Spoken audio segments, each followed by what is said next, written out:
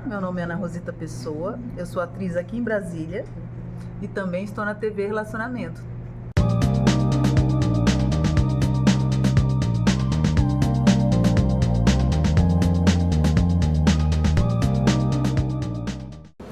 Olá, internautas, iniciamos mais um programa Gestão Executiva e hoje nós temos aqui um psicólogo que vai nos brindar com suas informações valiosas. Luciano Amato, gratidão, muito obrigado. Eu que agradeço, Kendi, muito obrigado. Perfeito. Luciano, conta um pouquinho para os nossos internautas onde você nasceu, tá? Um pouquinho da sua trajetória profissional e em que momento da sua vida foi fundamental, no médio, que você falou assim, eu quero ser psicólogo. Se for a influência dos pais, sei lá, de amigos. Sim. Olha, minha história, acho que ela é muito da minha essência, né? Nesse sentido. Bom, primeiramente, eu nasci em São Paulo, né? E eu sempre fui uma pessoa muito voltada para questões sociais, muito preocupada com o outro, com uma escuta.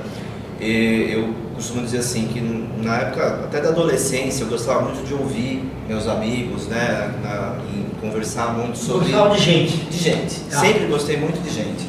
Então isso já vem desde lá de trás. Porém acho que é muito importante comentar como que a sociedade vai se construindo. E eu chegou num determinado ponto, no segundo grau, eu falei, bom, que profissão que eu vou seguir? E eu cheguei à conclusão que seria psicologia. Porém, isso em 87, 86, aliás, 85, 86, ainda existia muito preconceito. E quando eu falei que assim, eu ia seguir psicologia, minha família falou assim, mas como assim psicologia? Aquela questão de profissões de homem e profissão de mulher, né? E acabaram me convencendo que talvez não seria a profissão ideal. Eu imagino, porque assim, no Brasil, a primeira turma de psicologia se formou em 1968.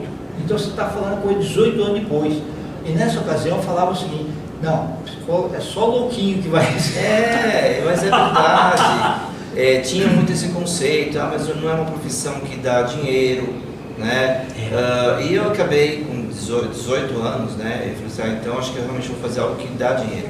E fui fazer a faculdade de análise de sistemas. Ok. Tinha nada a ver com a psicologia. Fiquei na faculdade por 2 anos, até que em um determinado momento eu estava de manhã, a professora falando sobre limite derivada. Eu falei assim, gente, o que eu estou fazendo aqui? Foi aí que me deu esse clique e eu saí no meio da aula. Eu falei assim, não, eu vou fazer o que eu quero. Então esse foi um momento assim, para mim, importantíssimo na minha vida, porque eu tomei uma decisão por mim que influenciaria a minha vida inteira, não só a minha, mas de outras pessoas. E aí cheguei em casa e falei assim, desisti da faculdade. Aí eu falei, pô, você está louco? Eu falei assim, não, eu vou fazer psicologia, porque é isso que eu quero. E realmente fiz, passei em 3 vestibulares, né, na época, e foi a melhor opção, a melhor decisão que eu tomei na minha vida. E você falou uma coisa importante assim, quando a gente escolhe uma coisa, naquele momento você tem que renunciar a outra coisa. Não tem jeito. Exatamente. Né? Exatamente. Quanto mais assertiva for a escolha, melhor. E acho que assim, né, aí fica uma lição que toda decisão tem uma consequência. Sim. Né? Então, que essa consequência, seja ela positiva ou não, que ela seja fruto de uma decisão nossa, porque aí você assume essas consequências dependendo do que vier, né? E não de uma decisão de algo imposto, né, ou sugerido por outras pessoas, porque eu acho que causa arrependimento. Então eu considero isso aí. Aí eu fui fazer psicologia com a ideia de ir para a área clínica, porém quando eu cheguei no segundo ano eu falei, eu preciso fazer um estágio para me entender um pouco melhor o que é a área. E as oportunidades que tinham na época eram muito mais voltadas para a área organizacional de empresa. Ok, tá. E aí eu comecei na área de seleção, comecei a atuar profissionalmente e comecei a gostar.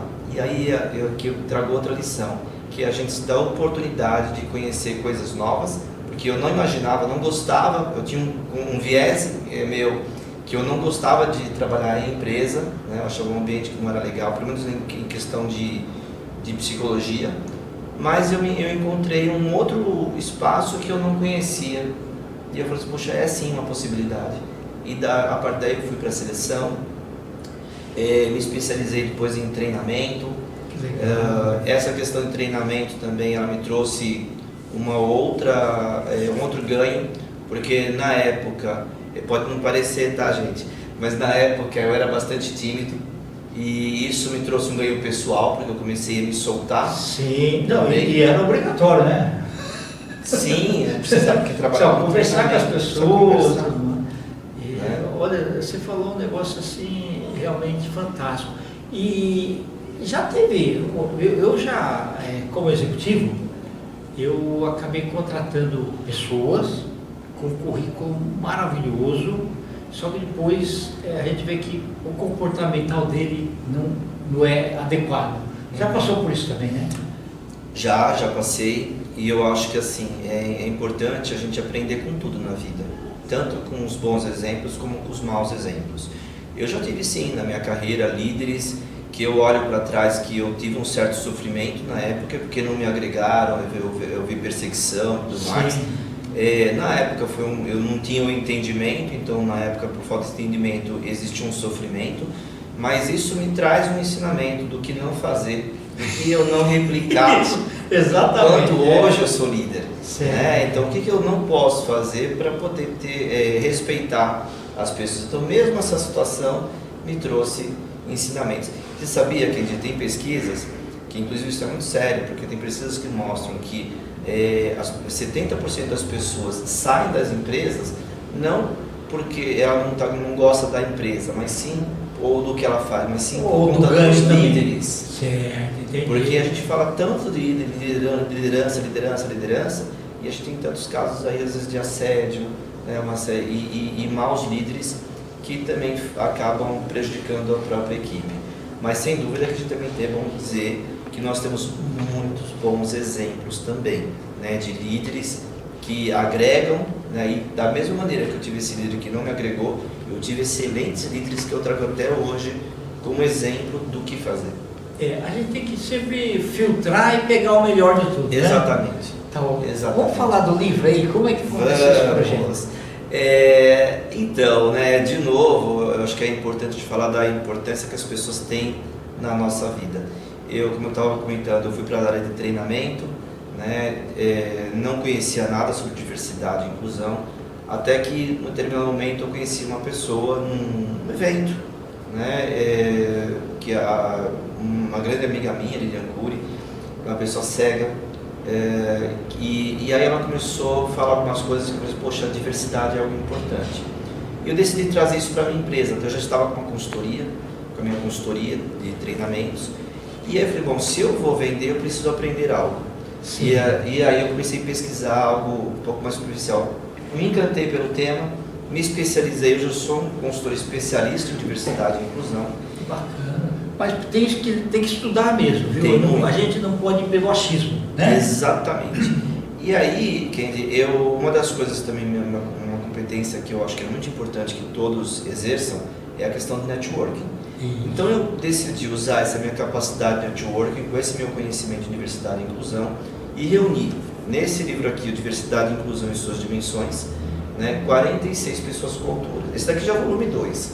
No volume 1 nós tivemos 44 pessoas coautoras, pessoas que estão trazendo as suas experiências e pessoas de todas as dimensões. Então é um livro que ele vai falar de temas transversais, como comunicação inclusiva, liderança inclusiva, mas ele traz vivências também de mulheres, de pessoas LGBTs, pessoas com deficiência, egresso de uma prisional, refugiados, geracional, racial, né, que traz um ensinamento muito grande. Então ele é uma coletânea, mas de pessoas muito sérias e pessoas que vivenciam.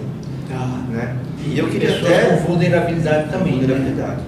E eu queria aqui aproveitar eu quero te presentear com esse livro. Olha, foi fantástico, viu? Pois eu autografo. Tá bom, é uma obra de magnitude. Parabéns, viu? Realmente eu sei que não é fácil e eu fico muito feliz que todas as profissões tenham algumas pessoas que conseguem fazer isso.